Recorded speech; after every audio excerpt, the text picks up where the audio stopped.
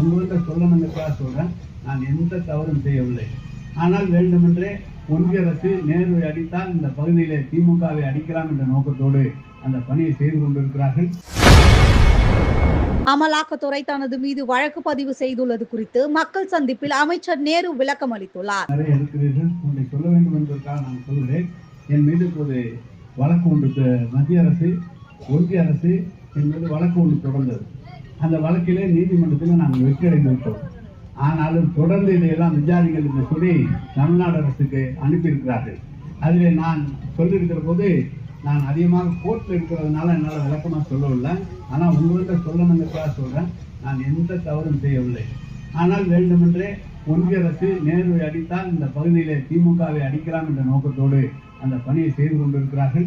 உங்களால் தேர்ந்தெடுக்கப்பட்ட நான் நிச்சயமாக எந்த தவறும் செய்ய மாட்டேன், செய்ததும் இல்லை, இனியும் செய்ய மாட்டேன் என்பதை அந்த உறுதியை மட்டும் உங்களுக்கு நான் தெரிவித்துக் கொள்ள விரும்புகிறேன். நான்